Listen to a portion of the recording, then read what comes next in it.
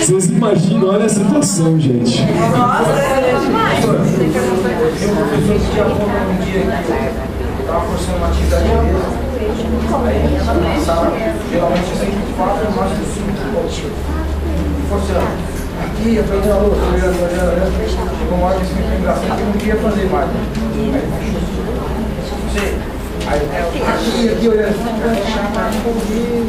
Acabou a aula, acabou a aula. Agora eu entendi. Não tinha como não rir das pessoas, não tinha como.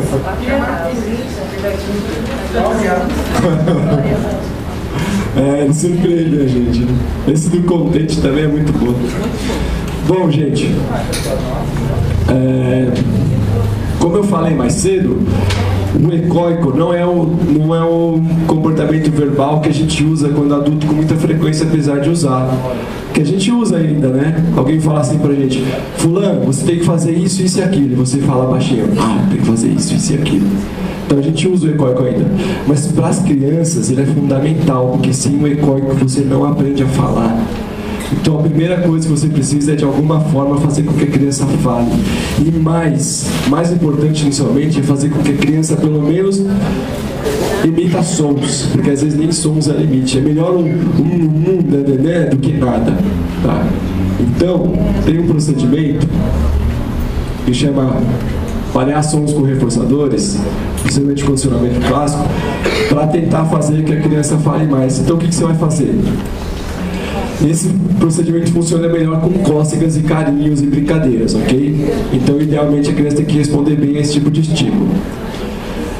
Então se a criança gosta que você pega e joga ela pra cima, ou gosta que você põe ela deitada e faz cosquinha, ótimo. Você vai parear um desses movimentos divertidos com um som. Então vamos dar o exemplo de jogar pra cima. Toda vez que você joga a criança pra cima, você fala já e joga ela pra cima. Já e joga ela pra cima. Já e joga ela pra cima. Depois de um tempo fazendo isso, se a criança estiver animada, você só faz um movimento chegando perto dela, que supostamente, se der certo, nem sempre dá, ela vai falar já. Ou eba e faz cosquinha. Eba e faz cosquinha. Eba e faz cosquinha. Tem que ficar pareado, o som tem que ser um representante daquela coisa divertida, entenderam a ideia? O som tem que ser representante da coisa divertida. Eba! Aí daqui a pouco você faz um movimento para ver se ela fala eba sozinha. Não precisa falar eba, não precisa falar já. Se ela falar qualquer coisinha semelhante, qualquer coisinha próxima, vocês reforçam, ok? Vocês fazem o movimento. A ideia é que ela comece a ver que sons são divertidos. Outra coisa que é bem difícil de fazer, mas é muito legal, é você estar sempre pronto para reforçar a criança, sempre pronto para qualquer som. Uma criança que quase não emite som, você emite um você tem que ter um reforçador e entregar para ela na hora, para ela começar a perceber: opa, sons que eu emito estão relacionados com coisas legais.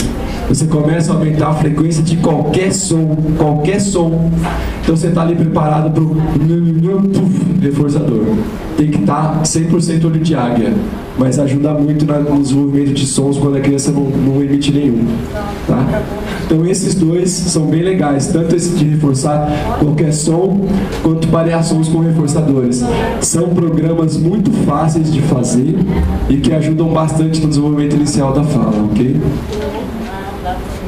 Mas assim, não esperem que no primeiro dia que vocês ficarem fazendo eba, a criança vai falar. É insistência, gente. Tudo na terapia é insistência.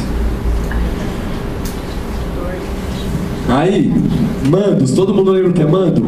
Pedido? A gente tem que também modelar, fazer uma exigência gradual dos pedidos. Uma criança que não emite mando nenhum, de nenhuma forma, tá muito bom se ela apontar o estímulo ao invés de chorar. Porque geralmente a primeira forma de comunicação é o choro. Então se falar ainda é muito difícil, que aponte o estímulo. Tá massa, tá ótimo. Para quem não fazia nada, tá maravilhoso. Certo? Depois, aqui é pensar em modelagem mesmo. Levar até o estímulo ausente. Se não tem como apontar o estímulo não tá ali. Tem criança que faz isso muito bem, né? Pegam na mão do pai ou da mãe e levam. É isso aqui que eu quero, caramba. Só falta falar isso. Então, faz isso? Então isso tem que ser ensinado se a criança não sabe ainda. Talvez antes de fazer esse tipo de comportamento de apontar ou de levar, ela não consiga falar, porque é uma modelagem, vocês estão entendendo? Talvez sejam, provavelmente são os pré-requisitos para aquela linguagem vocal. Então comece por esses. E até que finalmente pede vocalmente. No curso do Sunrise, a Mariana Tolesani deu um exemplo muito bom, que não é um exemplo Sunrise, é um exemplo muito legal, de quando você passa para a exigência de um apontar para um estímulo vocal. Você começa a fingir que não entende mais o apontar. Então a criança aponta, você fala, ela até brinca que tem que fazer cara de bobo mesmo. Que? Não entendi. E quando a criança fala água, você fala, água, tá, claro, estamos aqui. Você dá um tom todo diferente para quando você está fazendo a modelagem e a criança chega onde você quer. Você começa a se fingir de bobo. Ela fala, se ele não falar, você eventualmente dá água, que você não vai matar o menino de sede. Mas você se finge de bobo e demora. E quando fala, ufa, é imediato, é mágico.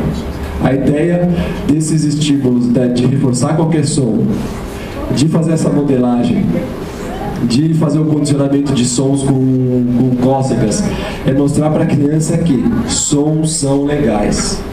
Se eu emito sons, eu me dou bem. Porque linguagem a gente aprende por isso. Falando a gente se dá bem. Falar é uma baita de uma ferramenta, é um baita do comportamento. Só que as crianças talvez não saibam disso, então a gente tem que deixar claro para elas. Sendo muito festivos e dando tudo que a criança quer quando ela fala ou emite qualquer som inicialmente, ok? Tem um truque de imitação para ensinar ecoico também. É um truque bem divertido. Felipe, meu assistente oficial. Chega aí. O Felipe começou a emitir alguns sons, mas ele ainda não fala muito bem. Vamos ficar aqui para pegar. Isso é coisa de teatro, hein? Direção de arte. Então, o Felipe começou a falar alguns sons, mas ainda não está muito bem formulado, não acontece sempre. Só que ele já imita muito bem. Para fazer isso, ele já tem que imitar muito bem, senão não dá certo. Então, a gente tem um sisteminha que chama de... chama de momento comportamental, que é dividir uma série de tarefas simples para chegar na complicada. Quando a criança é reforçada na série de tarefas simples, geralmente a complicada acontece mais fácil. Então, tanto para imitações fáceis para depois ensinar uma complicada, quanto para instruções simples para depois ensinar uma complicada, ou complicado que a criança não gosta de fazer, nesse caso complicado. Então, o Felipe já emite alguns sons, mas ainda não de forma tão apropriada, e a gente vai fazer um sisteminha de imitação para que ele imite ecoico. Porque ecoico, se vocês pensarem, é um tipo de imitação. É a imitação do som que o outro faz. Okay? Então, o programa consiste em fazer 3 imitações amplas, 2 imitações finas, culminando perto próximo da boca, e aí, puf, um ecoico. De preferência, um ecoico que leve a uma coisa que a criança queira. Okay? Então, Felipe, faz igual. Muito bom, faz igual. Perfeito, faz igual. É isso aí, faz igual. Muito legal, faz igual. Legal, fala copo. Muito bom, Felipe. Tá? Então, geralmente, na sequência, essa sequência vai criando o que a gente chama de momento comportamental, que é um tipo de força do comportamento. E essa força do comportamento, meio que usando uma palavra que não está correta do ponto de vista técnico, mas serve para explicar, ela irradia para o comportamento novo mais difícil. Então essa força que a gente conseguiu, usando esses comportamentos, elas passam para o comportamento novo. Claro, gente, nada que está aqui é mágico e vai funcionar com 100% das crianças. Mas esses programas que eu estou falando aqui nesse slide são os mais fundamentais para você ensinar as primeiras vocalizações para crianças que não falam nada, ok? E esse é bem legal. Então, faz igual. Faz igual, faz igual, faz igual, faz igual, bola. Muito bom, cara. E aí dá a bola pra ele, ok? Obrigado. Ele devolveu, dá o copo, ele devolveu. É um brinde do hotel. O hotel dá um copo de brinde pra quem participa. Tá, vocês entenderam a ideia? Então essas estratégias, reforçar qualquer som, variação com reforçadores, essa modelagem, a imitação generalizada, e fazer brincadeira, ou pedir uma vocalização no meio de uma música, todas essas são as formas mais poderosas, eu diria, de ensinar as primeiras palavras para crianças que não falam nada. Eu honestamente não sei o que fazer se isso falha. Se no meio de uma brincadeira, se no meio desses procedimentos todos a criança não falar, eu continuo tentando, mas eu já começo a pensar em PECs. Tá? Mas assim, não é que eu tento um mês e acho que não deu certo. Eu tento muito antes de falar que não deu certo, ok? E como eu disse, mesmo que eu comece a ensinar PECs ou outra coisa, eu continuo tentando fazer isso, tá? Mas legal, nós fizemos esses procedimentos aqui e a criança começou finalmente a emitir os primeiros ecóicos de forma legal. A gente fala, ela repete, a gente fala, ela repete, a gente fala, ela repete. Tem bastante crianças de vocês que já estão nessa fase do falar, repete? Então, tem crianças que não falam nada, nem emitem sons. Crianças que já falam bastante coisa. Frases, palavras. E tem gente que não levanta a mão mesmo, né, cara? Impressionante. Falei já. Criança que já fala.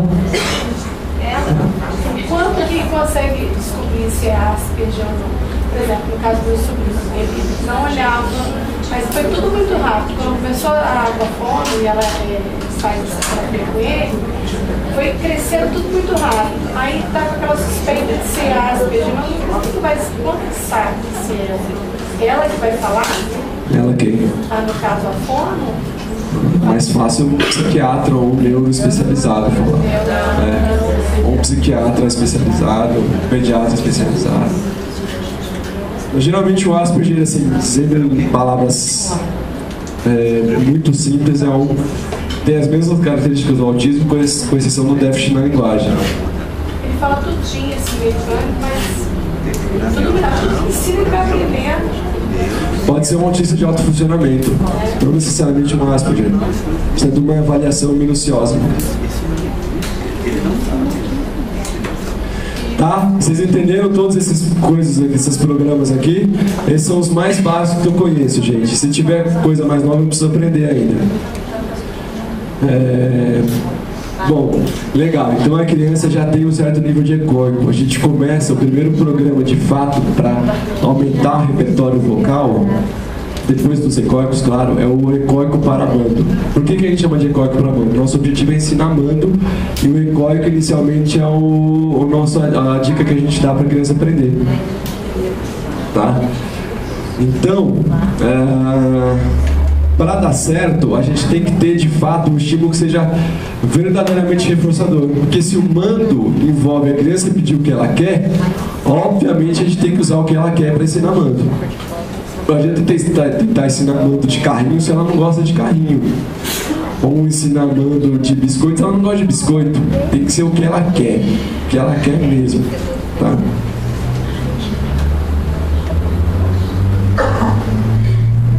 Espera só um pouquinho, gente.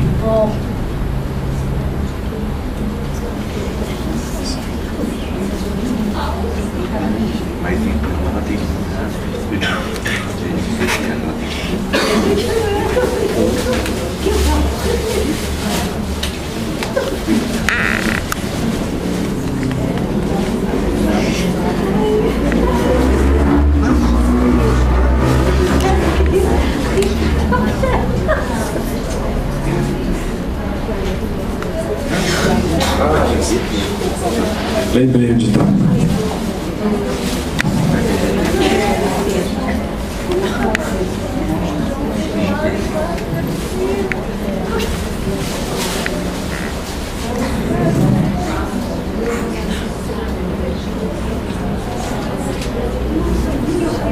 Esse é o símbolo do cais lá da USP, esse barquinho.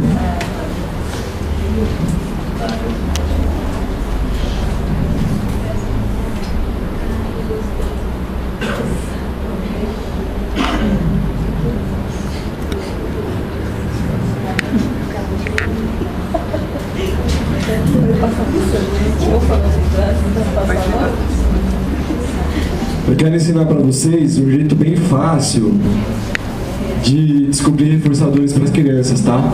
Como na terapia eu estou falando todo o tempo de reforçadores, vocês têm que descobrir quais são os reforçadores para a criança. Existe um teste bem facinho, que é dessa turma aqui, Carl Nicholson e Rigby, que é um método bem rápido e bem fácil de descobrir reforçadores.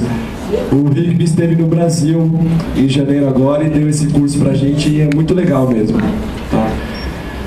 Então, o que vocês vão fazer? Vocês vão pegar e entrevistar os pais e observar a criança e separar 5 estímulos que a criança costuma manusear, o que os pais costumam entregar para ela e ela parece interessada. Então, inicialmente, os 5 estímulos que vocês identificarem por observação junto com os pais como potenciais bons reforçadores. Então, aqui, os 5 estímulos. Então, vocês vão escrever o nome deles aqui. Bola de gude, carrinho, DVD, o controle do DVD vai ter que ser um representante, peão, boneco do G.I. Joe, sei lá, tem um exemplo aqui, tá? Vocês não vão misturar reforçadores alimentares com não alimentares. Se vocês quiserem fazer um teste de reforçadores alimentares, vocês vão fazer um outro teste só com os alimentares, vocês não vão misturar com os não alimentares. Vocês fazem um teste só com alimentos e um teste sem alimentos, tá? Com estímulos que não são. Legal. Então vocês apresentam para a criança, põem na frente dela, lá sentada, apresentam os 5 estímulos. Falam para ela, escolhe um. Ela vai pegar um deles, né? Então,